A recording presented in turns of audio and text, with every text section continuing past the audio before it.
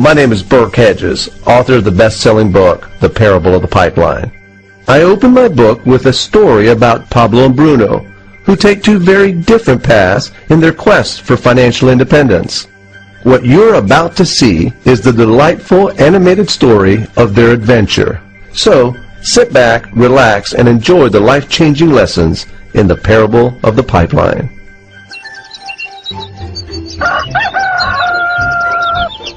Far away, in a small village, near a beautiful valley, lived two friends, Pablo and Bruno. They were both young and dreamed of a better life for themselves. They'd often discussed their dreams about how they would become the most successful men in the village. They weren't afraid of hard work, and they searched for opportunities to help realize their goals and achieve their dreams. One day, an opportunity presented itself.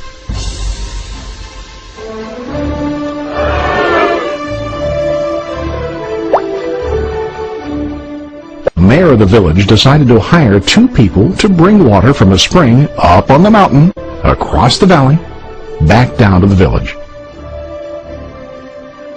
They were to be paid based on the amount of water delivered to the village.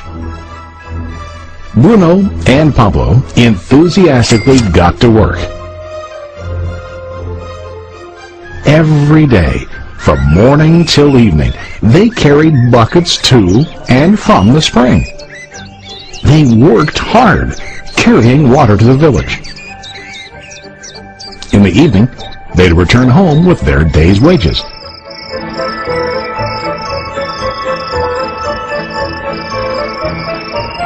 Bruno was satisfied with his work and the money he earned. He was sure that with this work he could achieve his dreams. Bruno thought that to increase his wages he could use bigger buckets to bring more water each trip. He believed with a larger income he would soon be able to buy a cow and the house that he dreamed about.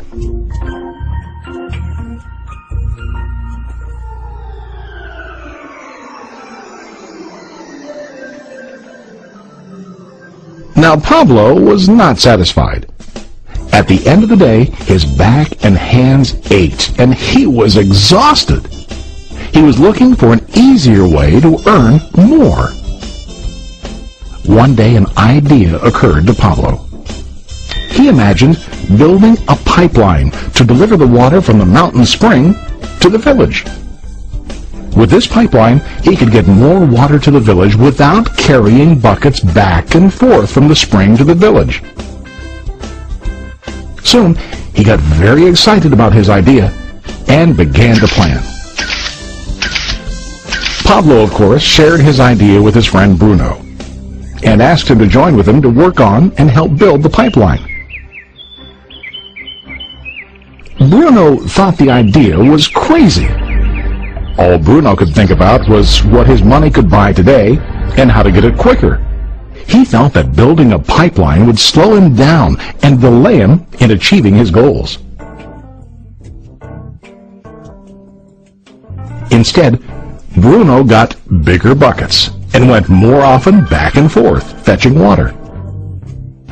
He was sure that with this method, he could make more money. Pablo decided to build the pipeline on his own. He understood that it would not be easy to build, and it would take time to complete the pipeline. Pablo knew that it could take several years to finish, but he set his mind on his goal. Every day he worked and carried water like before.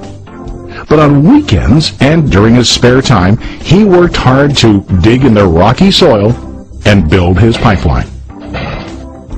In the first month, there was little to show for his work.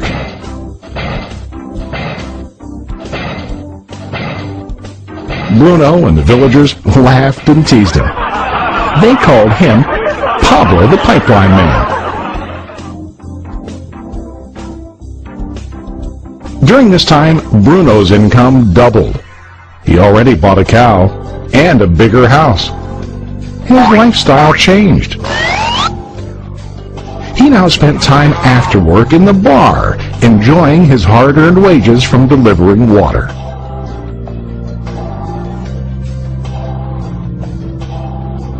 What Bruno didn't realize was that his body was starting to stoop from carrying heavy buckets every day.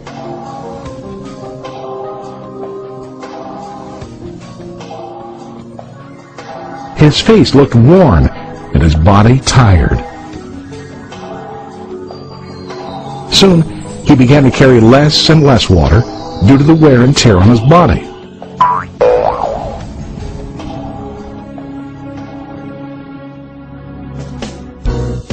Month after month, Pablo worked.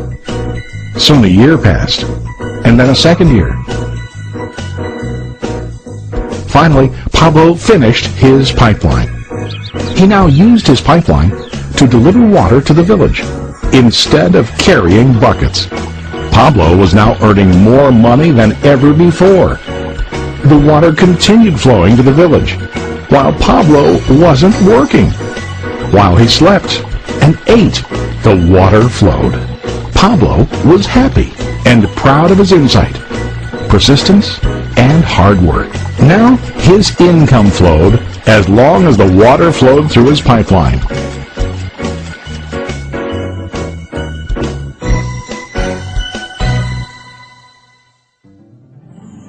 The story of Bruno and Pablo is a reflection of life.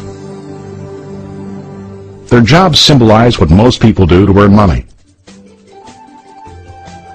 Bruno gets his money using buckets. He goes back and forth, carrying his buckets from the spring to the village in exchange for money. To increase his income, he either has to go more frequently to the spring or to use larger buckets.